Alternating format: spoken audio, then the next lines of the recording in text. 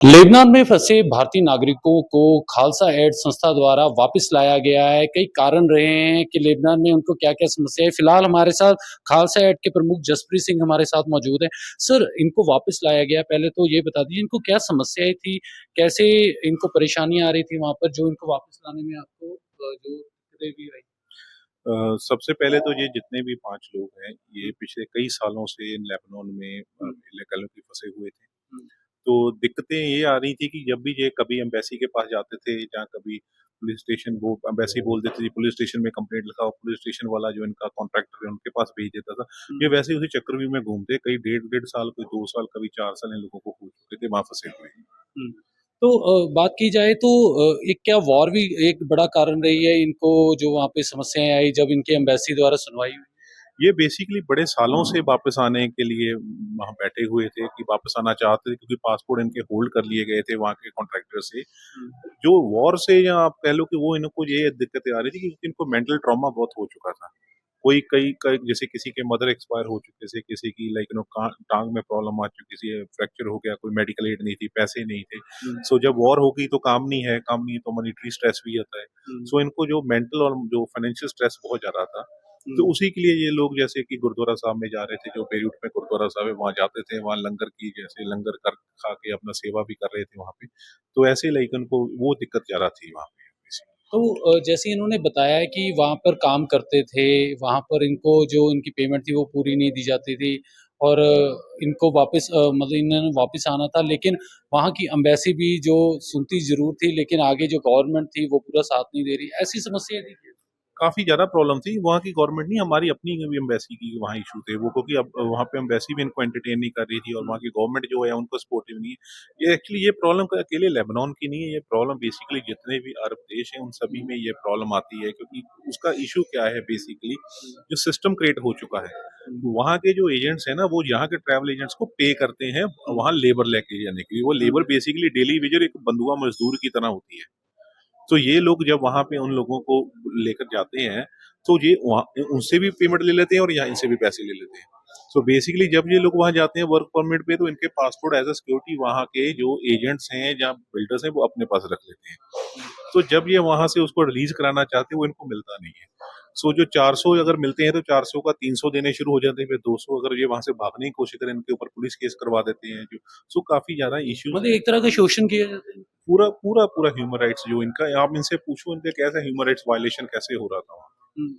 वो हमने उनसे पूछा है तो उन्होंने बताया है कि एक तो उनको जो वहाँ पे टाइम पर जो इनकी पेमेंट नहीं होती थी, फिर इनसे अच्छा व्यवहार नहीं किया जाता था। इन्होंने ये चीज़ें तो बताई, एक्सप्लेन की हैं, लेकिन आप जब इनसे मिले हो, तब इनकी हालत क्या थी?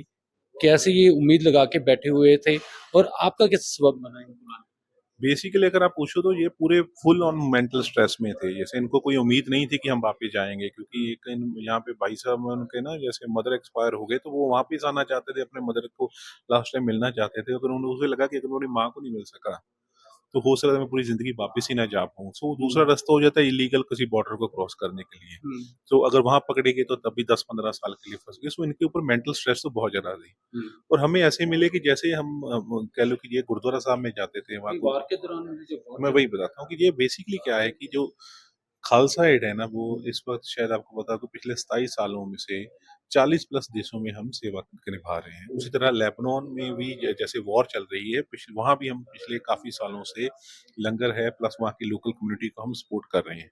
उसी सपोर्ट के दौरान जब वहाँ के गुरुद्वारा साहब में गए, तो वहाँ गुरुद्वारा साहब के जो ग्रंथी थे, उन्होंने हमें बताया कि आप बहुत अच्छा आप काम कर रहे हो, लेकिन एक बहुत बड़ा और भी मुद्दा है हमारे देश में, जो हमारे देश के जो नौजवान हैं, वो जहाँ फँसे हुए हैं, उनको कोई भी मदद नहीं कर रहा। तो इसी तरीके उनसे हम कॉन्टैक्ट करते हैं, उनको मिलते हैं, हुँ, तो मिलने के बाद कह लो कि हम उनसे जब बात करते हैं, तो उन्होंने हमें इनके 5 पासपोर्ट कॉपीज़ भेजी। वो 5 पासपोर्ट कॉपी जो हमने जो हमारे तरनजीत सिंह संधू हैं, जो आई हुँ, आई आई अपने यहाँ आईएफएस ऑफिसर हैं, दिल्ली के गवर्नर भी रहे हैं। हुँ, सो उनको जब हमसे कॉन्टैक्ट किया, उन्होंने कहा ईमेल डालो, तो बाय इवनिंग ही हमें बेरूट की एम्बेसी से जो हाई कमीशन है, वहाँ से एम्बेसी से कॉल आती है, हम उनसे कॉन्टैक्ट करते हैं, तो विदिन 10 डेज़ ये लोग वापस आ जाते हैं। सो इसमें कह लो कि गवर्नमेंट ने भी बहुत बड़ा सपोर्ट किया है इन्हें वापस लाने के लिए। विदेश मंत्रालय का सपोर्ट रहा है पूरा अपनी भारतीय हाँ गवर्नमेंट। जी, हाँ जी। मिस्टर संधू साहब ने जो अपने डिप्लोमेटिक चैनल यूज़ किए होंगे, उन्हीं की मदद से ये लोग वापस आ सके। लेकिन क्योंकि पीछे वॉर की काफ़ी समस्या चल रही थी, काफ़ी लोग पैनिक भी थे। अब जैसे इन्होंने बताया कि वहाँ पे बमबारी भी हो रही थी, इसलिए भी घबरा गए थे वहाँ पे। तो ऐसी कुछ जो तस्वीरें सामने आई हैं, क्या इन पे मेंटली स्ट्रेस पड़ता था? देखो ऐसे है ना, जो उस वक्त क्या हालात थे कि अगर आप हमारी उस दिन की, जिस दिन हम इन लोगों को मिले हैं, उस दिन वहाँ लेबनान में पूरी बमबारी हो रही थी। हुँ, तो उसी बमबारी में हम वहाँ पे, हमारे जो टीम मेंबर्स हैं वो लाइव भी हुए थे। रवि सिंह उसी दिन वहाँ से लाइव भी हुए थे। हुँ, तो उस वहाँ पे बेसिकली ये है कि डर तो लगता ही है। यहाँ भी इवन जब हमारा पाकिस्तान में 4-5 दिन के लिए यहाँ पे वॉर हुई थी, सो इमेजिन करो कि एक भी बम जो है, जो आप कह लो कि ड्रोन है, जो वो नीचे किसी का नुकसान नहीं कर पाया।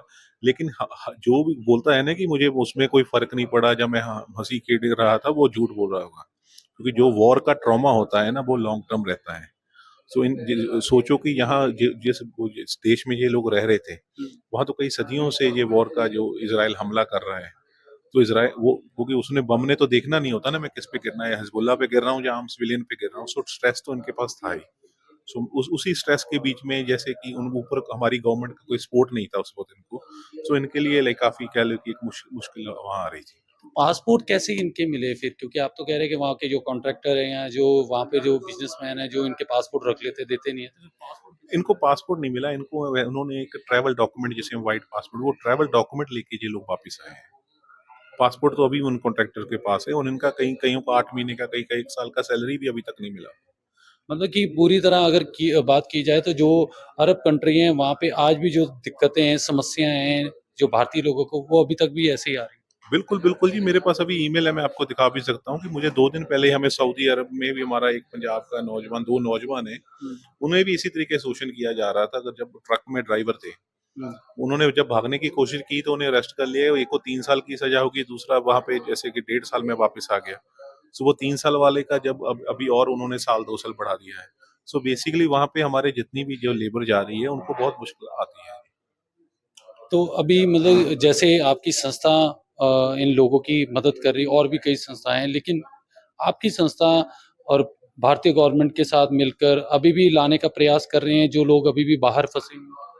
में हमारा बेसिकली ये आज प्रेस कॉन्फ्रेंस करने का जो मकसद ही यही था। क्या हुआ कि हमें लास्ट वीक एक बार फिर उनसे हमें कॉल आती है लेबनान गुरुद्वारा से, जब जी। हमने उनको बोला कि अब तो हमने आपका जो चैनल है वो ओपन कर दिया है, आप क्यों नहीं वैसे लड़कों को भेज रहे? हुँ। तो उन्होंने हमें बताया कि एम्बेसी वाले अब हमारे लिए फिर डोर खोलना बंद कर चुके हैं, अब हमारे फिर एंटरटेन नहीं कर रहे। सो हम बेसिकली हम कितनी बार उन मतलब लोगों, समस्याएँ फिर वही की वही हैं वो अभी भी। समस्या ऐसी है ना कि 5 लोगों को वापस आके, लेकिन वहाँ जो दर्जनों और फँसे हैं उनके लिए प्रॉब्लम तो वहीं की वहीं खड़ी है। हुँ। सो हमारा प्रेस कॉन्फ्रेंस करने का ये है कि वो उन लोगों का ज़िम्मेवारी है। आप लोग हमारा कह लो कि संविधान के चौथा स्तंभ हो, अगर प्रेस मीडिया उन तक ये बात पहुँचाए कि अपनी ड्यूटी करो यार। अगर वो लोग, वो कह लो कि वहाँ की गवर्नमेंट अपने एजेंट्स के लिए या उन लोगों की साथ दे रही है, एटलीस्ट तुम अपने लोगों का साथ भी दो ना। बिल्कुल। सो ये थे खालसा एड से जसप्रीत सिंह से बातचीत करी। इन्होंने बताया कि क्या कारण रहे, ख़ासकर तो कारण ये रहा कि वहाँ के कॉन्ट्रैक्टर हैं, यहाँ के लोग चले जाते हैं कुछ अपनी पारिवारिक समस्याएँ सुलझाने के लिए कि वहाँ पे जाके पैसा कमा पाएँगे। लेकिन वहाँ पर उल्टा ये है, क्योंकि वहाँ पे इनके पासपोर्ट रखे गए, इनको पूरे मंथ की सैलरी नहीं दी जाती थी, और भी कई समस्याएँ थी जो इन्होंने अभी बताई हैं। फिलहाल अभी भी खालसा एड जो ऐसे लोगों को, जो हमारे भारत के लोग हैं, खासकर पंजाब के लोगों को वापस लाने का काम कर रही है। कैमरामैन तरुण के साथ देवेंद्र कुमार, टीवी 9 भारतवर्ष, जालंधर।